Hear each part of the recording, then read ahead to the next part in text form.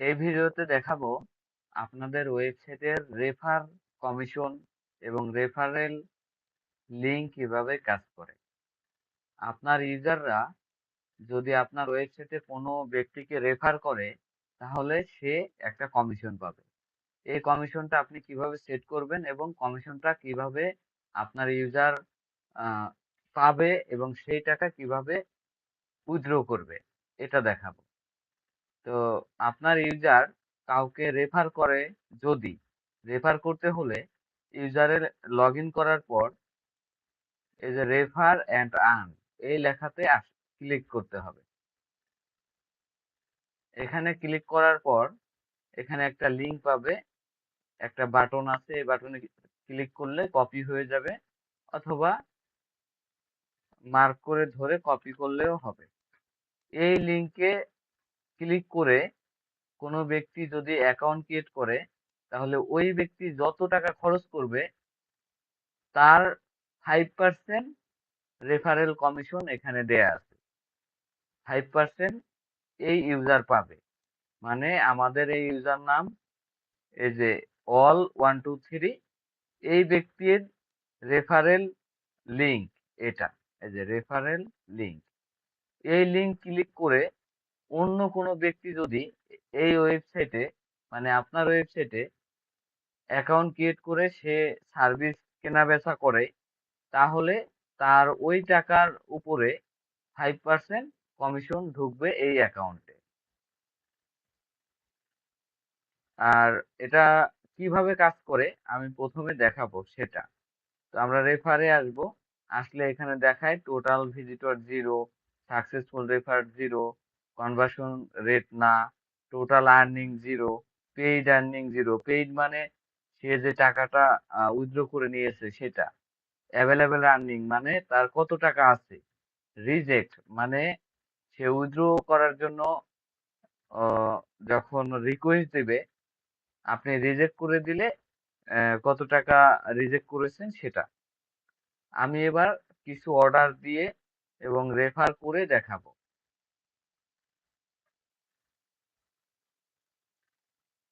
এখান থেকে এই লিঙ্কটা কপি করলাম।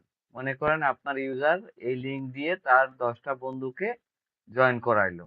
জয়েন করিয়ে তাদেরকে বলল যে এখান থেকে সার্ভিস নিয়ে বিক্রি করা যায়। তো এই লিঙ্ক দিয়ে আমি একটা এখন ইউজার ক্রিয়েট করব, রেফার লিঙ্কে ক্লিক করে।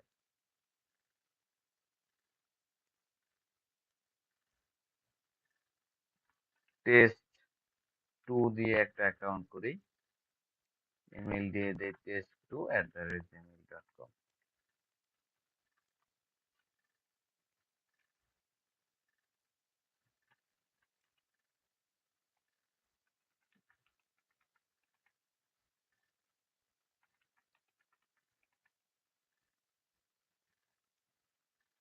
একটা অ্যাকাউন্ট ক্রিয়েট করলাম।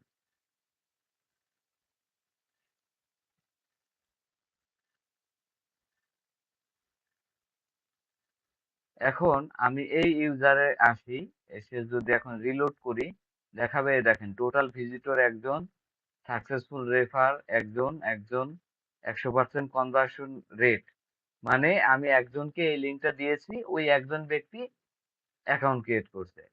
ধরেন 100 জনকে দিচ্ছি, দেওয়ার পরে যদি 10 জন করে তাহলে এই পার্সেন্টেজটা 10% হবে। এটা হলো কনভার্সন রেট। টোটাল আর্নিং, আর্নিংটা হবে এই যে যে নতুন যে ইউজার, এই ইউজার যত টাকা খরচ করবে তার 5% এই ইউজারের কমিশন ঢুকবে। কারণ এই যে আমাদের কমিশন রেট দেয়া আছে 5%। এখানে এই পার্সেন্ট আপনি কমাইতে পারবেন, বাড়াইতে পারবেন। কমানো বাড়ানো আমি দেখিয়ে দিব। তো এই ইউজার এখন যদি টাকা খরচ করে তার 5% পাবে। তো আমি এই ইউজার থেকে কিছু সার্ভিস অর্ডার করে দেখিয়ে দিচ্ছি যে টাকাটা ঢোকে কিনা। এই ইউজার থেকে আমরা একটা সার্ভিস অর্ডার করি, লোগো ডিজাইন এটাই ধরেন অর্ডার করি। এটা এটা না, আমরা ফেসবুকের ফলোয়ার অর্ডার করি।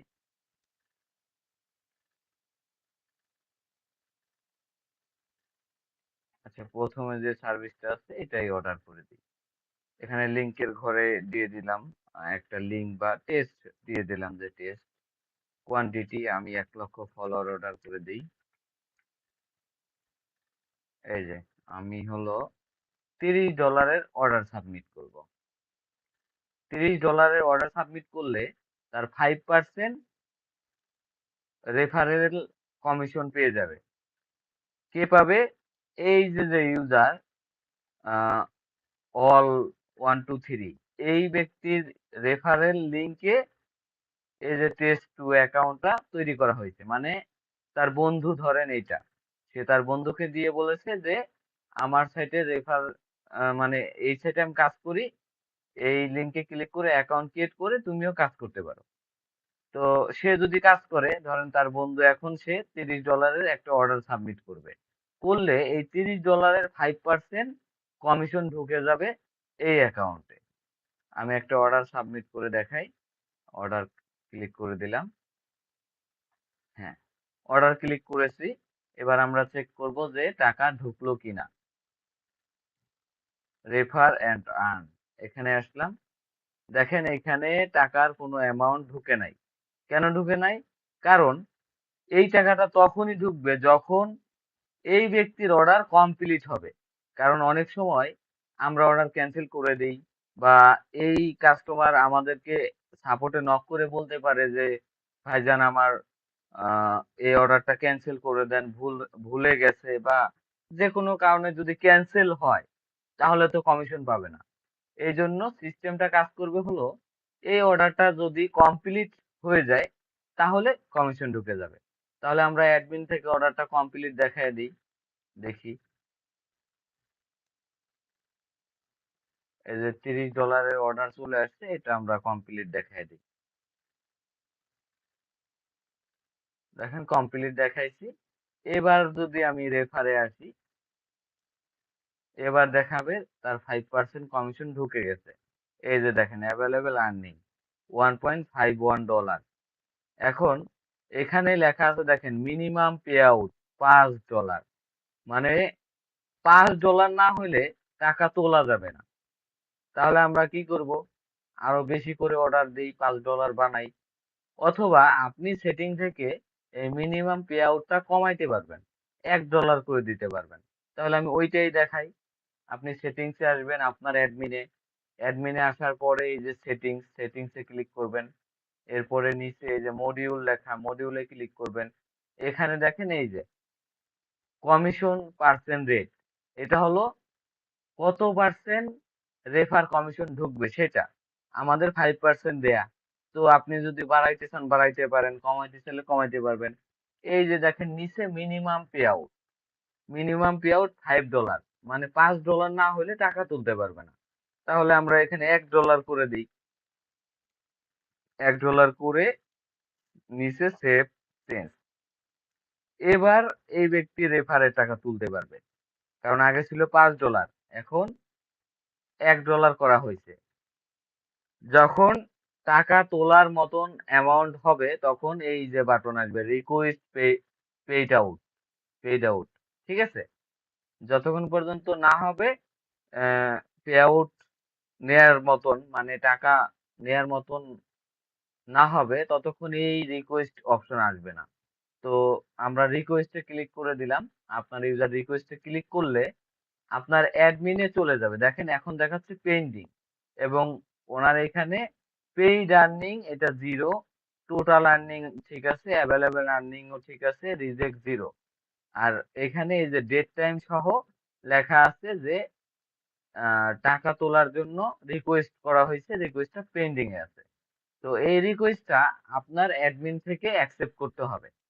তো আপনার ওয়েবসাইটের অ্যাডমিনে আসবেন, আসার পরে অ্যাডিশনালে যাবেন, এরপরে এই যে অ্যাফিলিয়েটে আসবেন, এরপরে এই যে পে আউট, নিচে এই যে রেফার আছে, নিচে পে আউটে ক্লিক করবেন। দেখতে পাচ্ছেন এই যে পেন্ডিং। এরপরে অ্যাকশনে ক্লিক করবেন। আপনি যদি অ্যাপ্রুভ করেন তাহলে এই ব্যক্তির ইউজারে এই টাকাটা ঢুকে যাবে, মানে ইউজারে ঢুকে যাবে, ব্যালেন্স পাবে উনি। ঠিক আছে? আর যদি ডিসঅ্যাপ্রুভ করেন তাহলে তো উনি টাকা পাবে না। আর রিজেক্ট করলে এখানে এই যে রিজেক্টের ঘরে দেখায় দিবে যে আপনি রিজেক্ট করছেন। আর আপনারা এখান থেকে অ্যাপ্রুভ করে দিলে, এই যে অ্যাপ্রুভ করে দিলাম আমি। দেখেন ওনার বর্তমান ব্যালেন্স আছে 1,30,000 টাকা। এর সাথে উনি এখন টাকা পাবে হলো $1.51 টাকা। এটা রেফার কমিশন রিকোয়েস্ট করা হয়েছিল, এটা আমরা অ্যাকসেপ্ট করে নিয়েছি। এবার রিলোড করি, দেখেন টাকার অ্যামাউন্ট বেড়ে যাবে, এই যে 196 টাকা বেড়ে গেছে। এবং এখানে দেখেন লেখা কি অ্যাপ্রুভ, ওনার রেফার কমিশন আমরা অ্যাপ্রুভ করেছি। এবার আসি, এই ব্যক্তি এই যে আলী 123, এই ব্যক্তি ধরেন রেফারে আছে। তো আপনি চাচ্ছেন এই ব্যক্তি রেফারে আছে কার, আলী 123, এর রেফারে আছে টেস্ট 2। কিভাবে বুঝবেন? এই আলী 123-র এই অ্যাকশনে যদি চাপ দেন এবং ভিউ রেফারাল, এই দেখেন এর আন্ডারে একজন রেফার আছে এবং তার বর্তমান ব্যালেন্স এবং সে কত টাকা খরচ করছে সেটাও আছে। এটা এর আন্ডারে আছে। আপনি চাইলে এই এটা অল 123 ইউজারের আন্ডারে আছে, আপনি চাইলে এটাকে রিমুভ করে দিতে পারেন। যে টেস্ট টু, যে ইউজারটা, আপনি এই ব্যক্তিকে কোনো রেফারের আন্ডারেই রাখবেন না, এটা আপনি রিমুভ করতে পারবেন। তাহলে এই অ্যাকশনে আসবেন, ভিউতে যাবেন, এরপরে এই যে রিমুভে ক্লিক করবেন, রিমুভ হয়ে যাবে। দেখেন এখন ভিউতে আসলে নাই। এখন যদি এই ব্যক্তি কোনো অর্ডার করে, কারো অ্যাকাউন্টে রেফার কমিশন যাবে না, কারণ এটা কারো রেফারের আওতায় নেই। এখন আপনি যদি চান এটা অন্য কারো রেফারের আওতায় দিয়ে দিবেন, সেটাও করা যাবে। অ্যাডমিনে আসবেন, এই যে এখানে অ্যাড রেফার ইউজার, এখানে আসবেন। প্রথমে ইউজার, আপনি কোন ইউজারকে দিতে চান, এই যে এই ব্যক্তি যত অর্ডার করবে তার কমিশনটা কোন ইউজারে ঢুকবে এটা সিলেক্ট করতে চান। এই এই জায়গায় ক্লিক করে সেই ইউজার নামটা দিবেন। আমরা দিয়ে দিলাম এই যে পরেরটাই। এরপরে রেফারেট ইউজার, মানে কোন ইউজার অর্ডার করলে এই ব্যক্তি তার কমিশন পাবে। এখানে ক্লিক করে এই যে আমরা টেস্ট আছে নিচের দিকে, টেস্ট টু আমরা দিয়ে দিলাম মিনহাজ নামে এটাই। এরপরে সেভে ক্লিক করব।